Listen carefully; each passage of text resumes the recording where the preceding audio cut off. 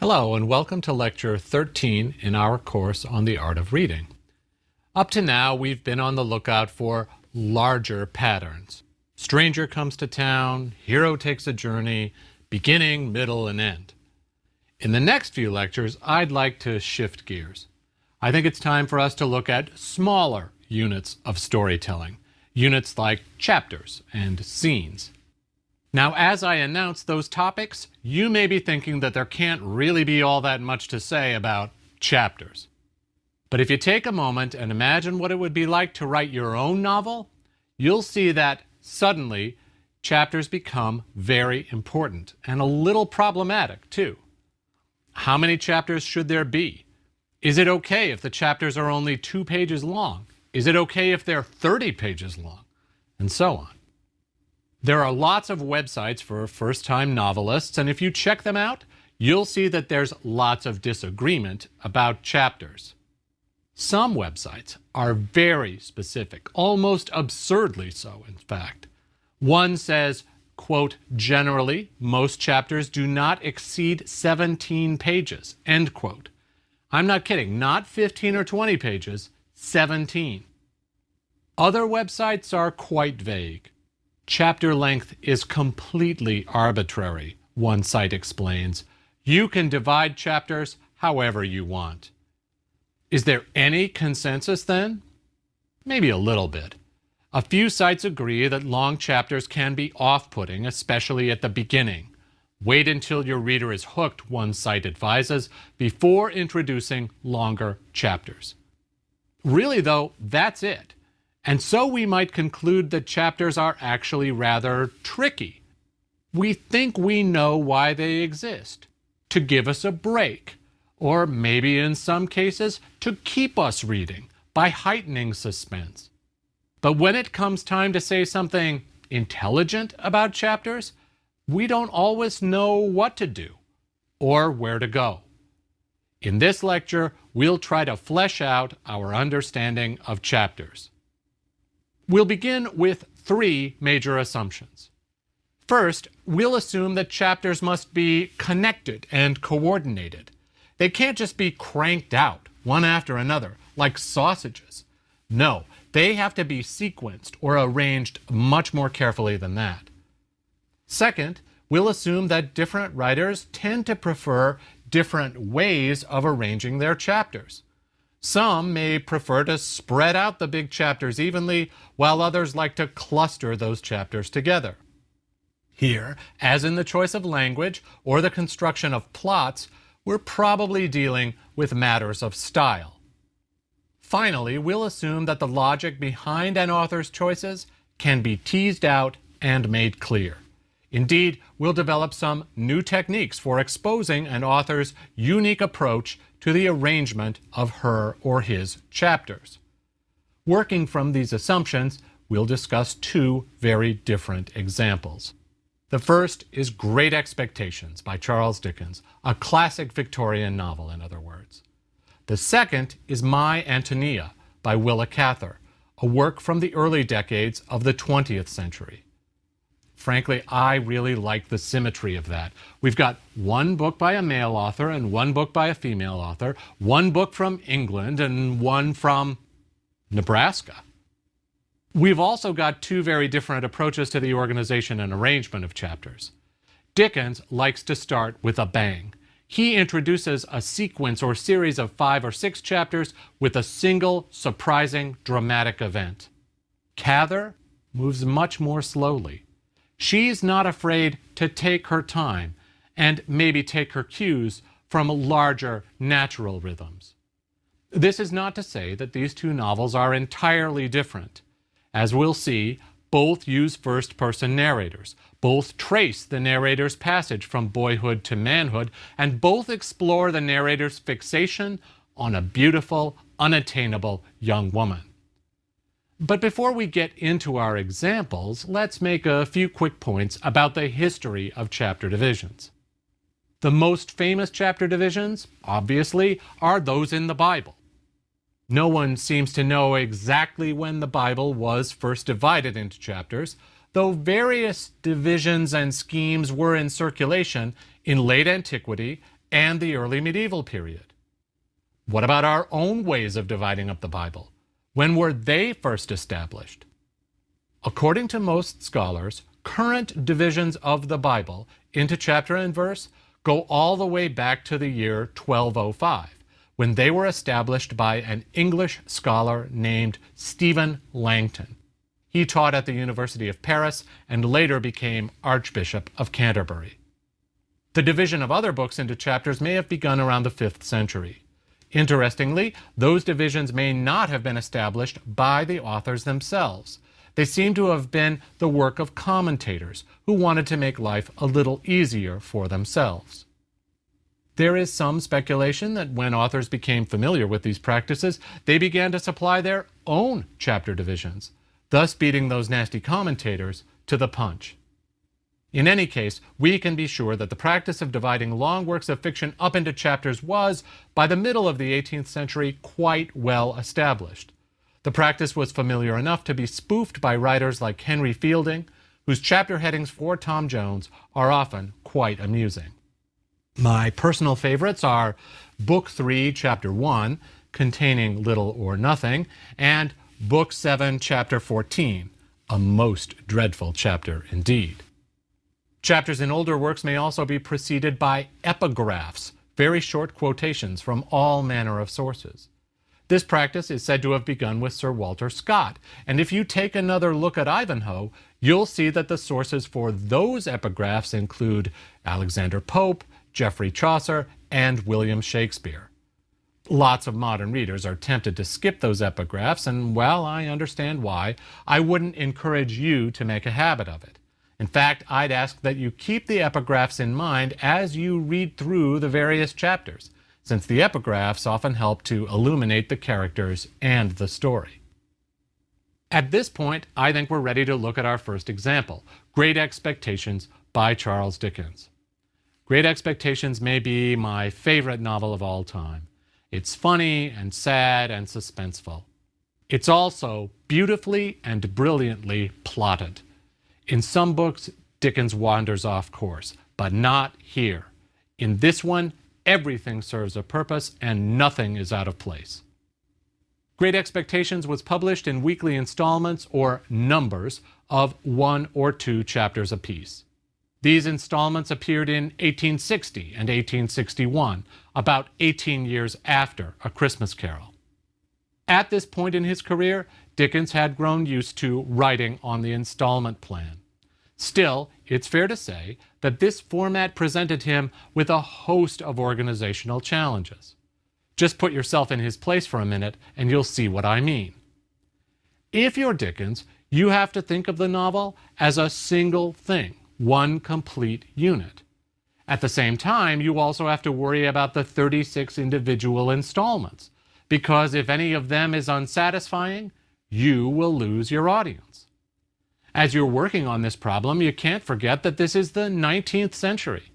In this period, the triple-decker, the 3-part novel, is still king. So at some point, you'll probably also want to repackage Great Expectations as a work in 3 parts. I think that this sort of exercise is almost always helpful. Besides, it's fun to imagine, if only for a moment, that you're Charles Dickens. In the case of Great Expectations, the main point of the exercise is to show how many different organizational schemes are competing with each other. Here, Dickens not only has to think about chapters, he also has to worry about installments and parts. Indeed, he's got to find a way of shaping and designing and balancing all of those things at once.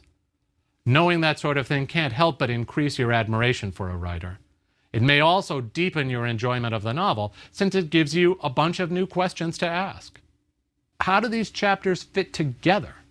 If I were one of Dickens' original readers, would I want to buy the next installment? And if so, why? Enough of that for now. Let's say that you're not reading the novel in the 1860s. Let's say that you're reading it, well, now. And let's say that you've gotten to the end of the first part or stage. The work was indeed republished as a triple-decker, so this means that you're actually a third of the way through it. What should you do next? Well, you could keep on plowing through the book, and there would be nothing wrong with that. But if you approached the novel in that way, you wouldn't get a very good sense of its structure or design, and you certainly wouldn't be able to tell how the chapters were arranged. So why not stop for about 20 minutes, maybe half an hour, and take stock of what you've just read?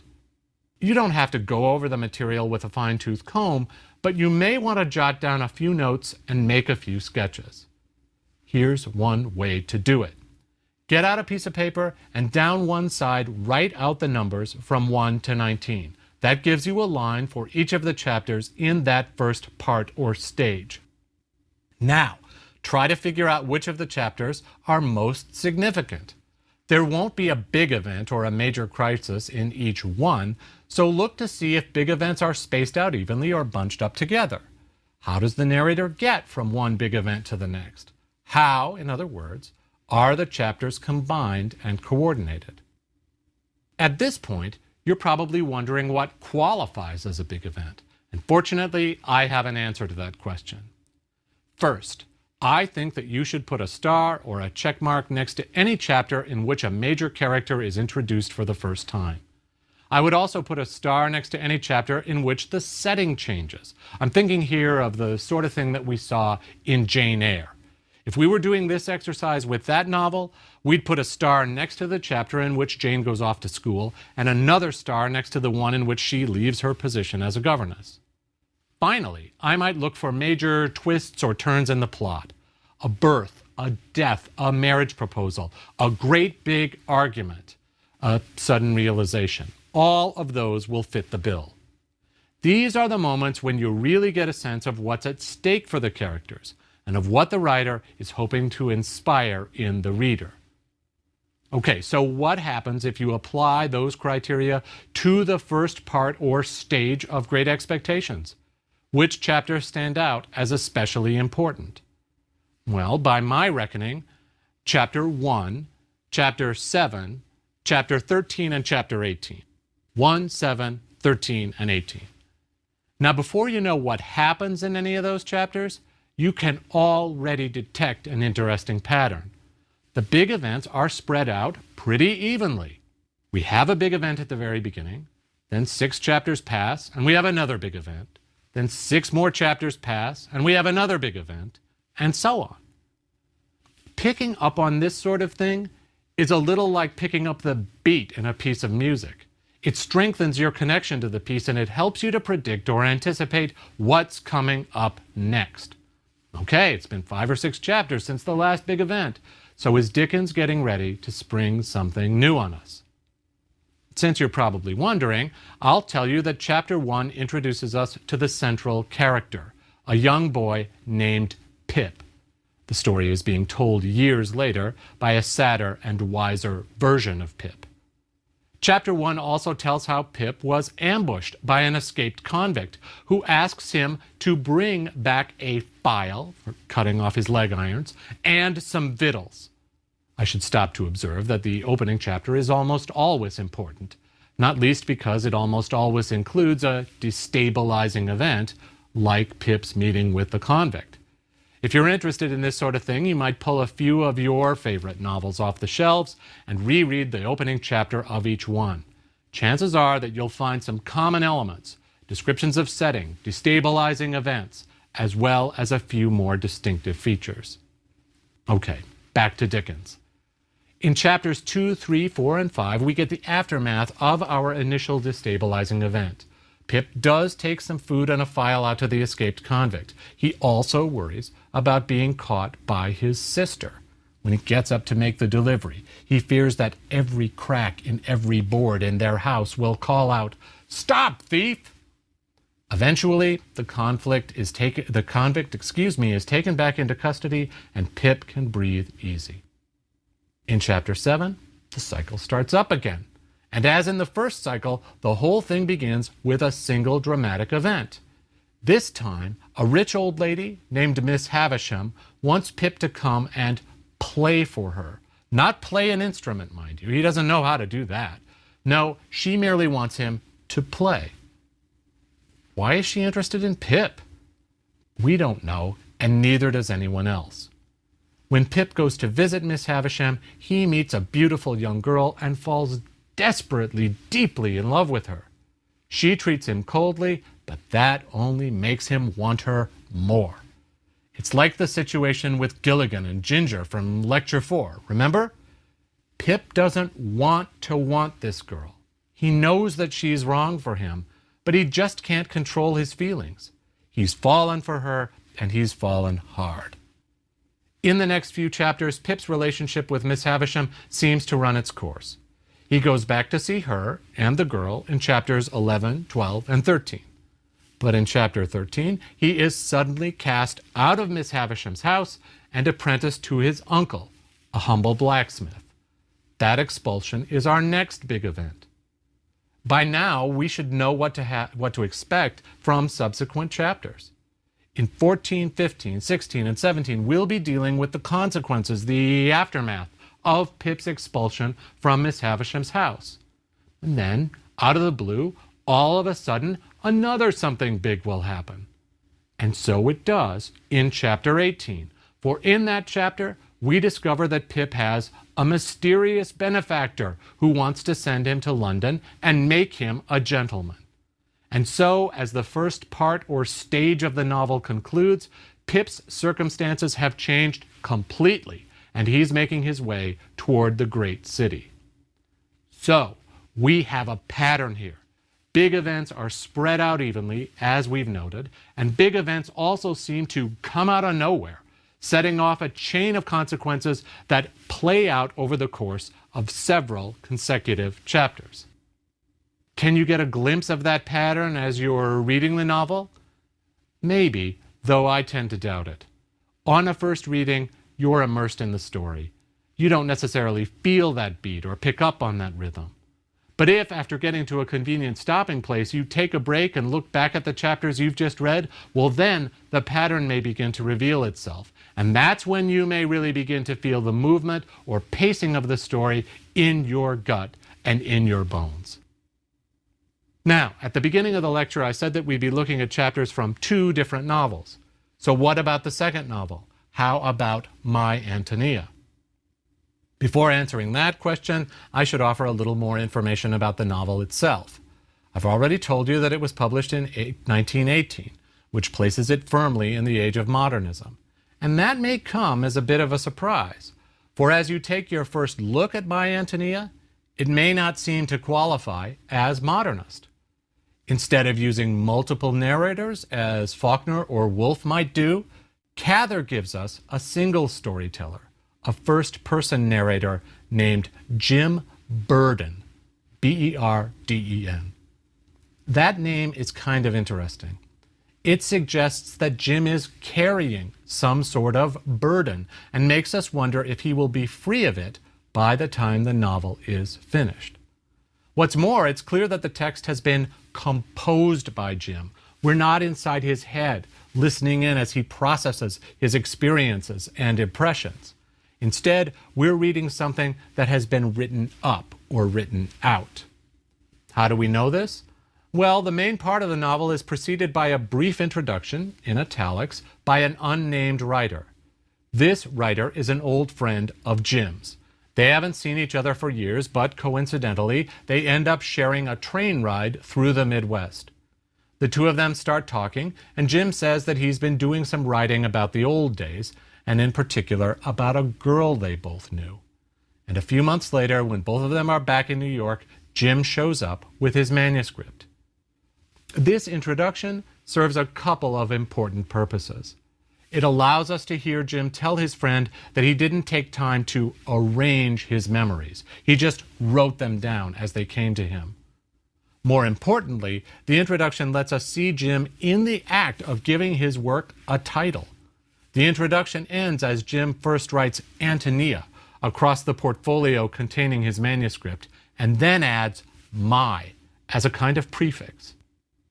With that addition, the introduction tells us that Jim feels more than a little possessive of Antonia. It also reminds us that we'll be getting a partial view of her. The novel will show us not Antonia herself, but rather Jim's Antonia. So maybe this novel has some connections to modernism after all. Here, as in those other works, claims to objectivity will be viewed with some suspicion or skepticism. Here, as in Faulkner or Woolf, we'll be reminded that no single view of the characters can ever be complete. We must get used to seeing bits and pieces, to looking back at the past through a cloud of memories and regrets. As writers, readers, and human beings, that's probably all we can expect, and probably the best we can do. With all of that in the background, then, we're ready to examine Cather's design, and in particular, her arrangement of the chapters in My Antonia. The book is not long, only about 235 pages in all, and a pre-reading reveals that it's been divided into 5 unequal parts. The first and second parts are the longest. Indeed, the third, fourth, and fifth parts are all very short, just 20 or 30 pages apiece. The parts are also divided into chapters, 19 in the first part, 15 in the second, then 4, 4, and 3 chapters for each of the other parts. And already we can see that this is very different from the orderly, symmetrical structure of Great Expectations. So far, so good. But what happens if we look at Cather in the way we were looking at Dickens? What happens if we take a break at the end of part 1 and try to get a better sense of how her first 19 chapters are arranged? Where in the course of those chapters does the setting change? Where are the most important characters introduced? And where do the most important events occur? Is there an underlying pattern or rhythm like the one we saw in Dickens? Or does Cather have her own approach to this task, her own way of combining and coordinating her chapters?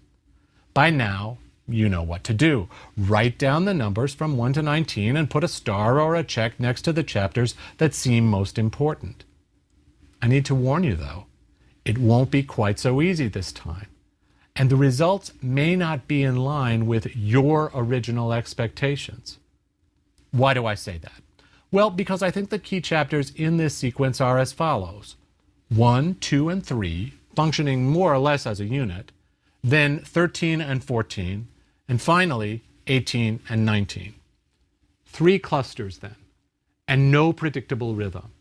There are 10 chapters between the end of the first cluster and the start of the second, and only 4 or 5 chapters between the second and third clusters.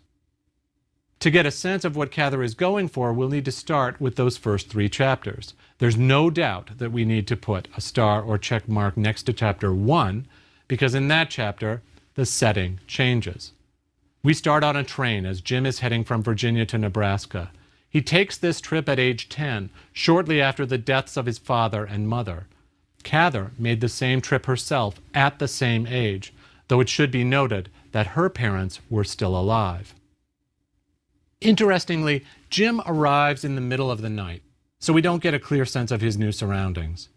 At one point, as he's driving out to his grandparents' farm, he looks out and tries to get his bearings, and concludes that there is nothing to see, no fences, no creeks or trees, no hills or fields.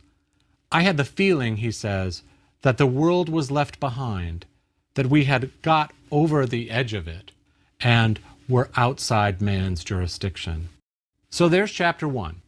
It plunks Jim down in a very strange place, and like Jim, we want to know more about this place. What does it look like? Is it really completely blank? Is it really outside man's jurisdiction? What kinds of people live there, and how will Jim fit in with them? Already, I'm hoping you can see how Chapter 1 presents us with yet another version of Hero Takes a Journey.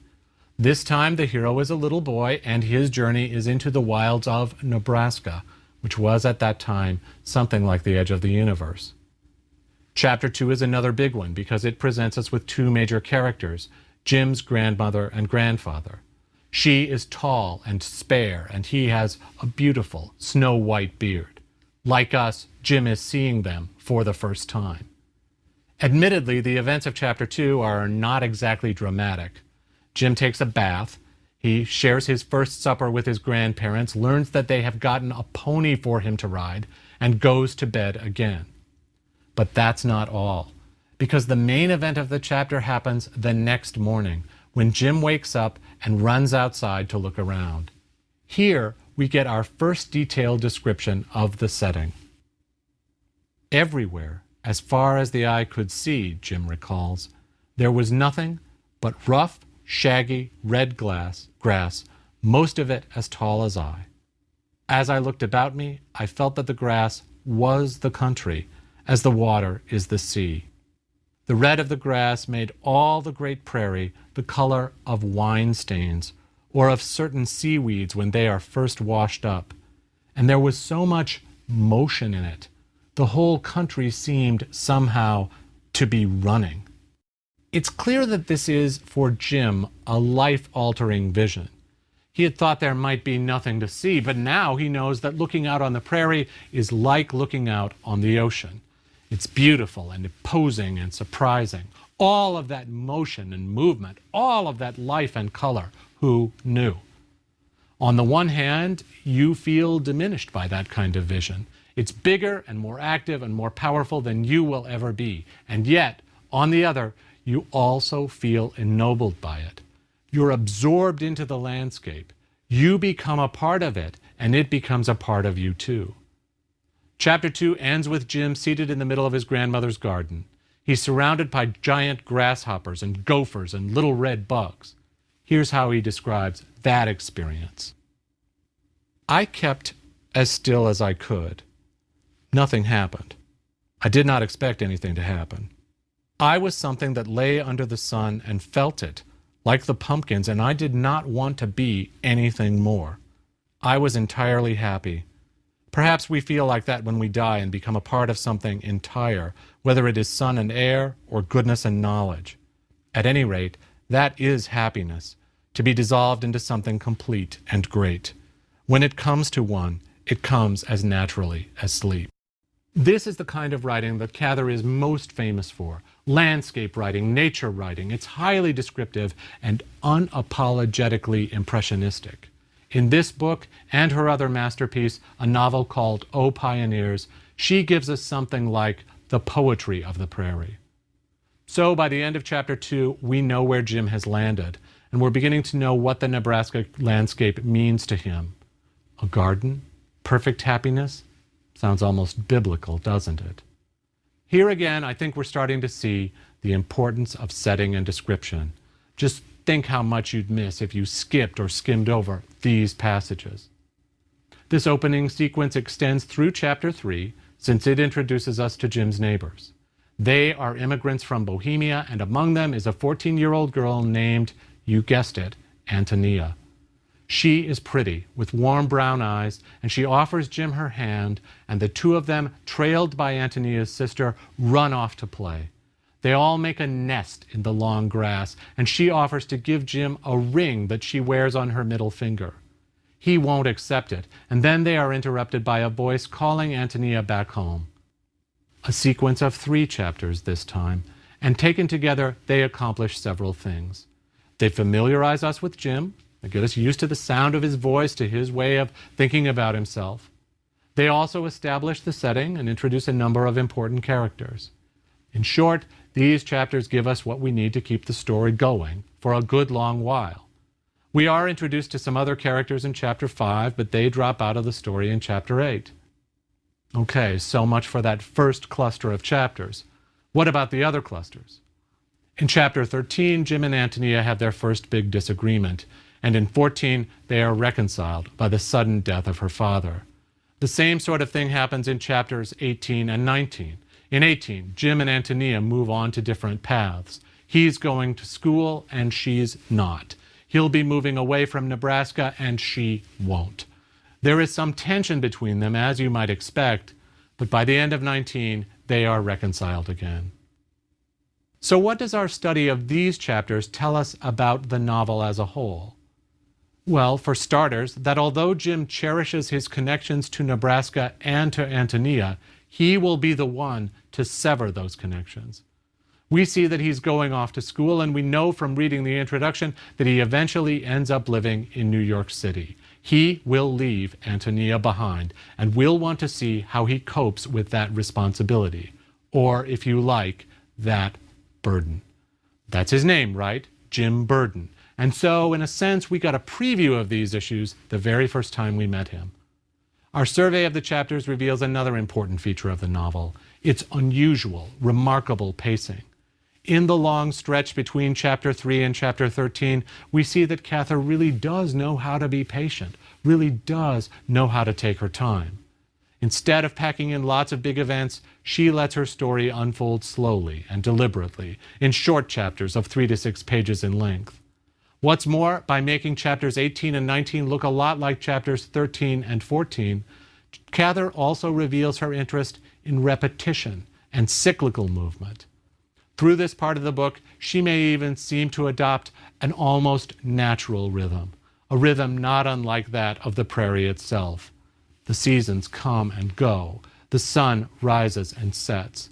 Things are the same and yet also different. So maybe it's true what they say. You can take the girl out of Nebraska, but you really can't take Nebraska out of the girl. That seems like a good place for us to leave it. To review what we've learned, there's an underlying pulse or rhythm or beat in a novel, and it's not always easy to pick up at first. But if you let yourself take a break, maybe a third of the way through, and if you take some time to look for the key chapters and the big events, you can and will begin to feel the beat. And once that happens, you'll really be hooked. You'll not only rush to finish up the story, but also gain a better, fuller appreciation of the storytelling itself. Thanks as always for joining us. We'll look forward to seeing you soon.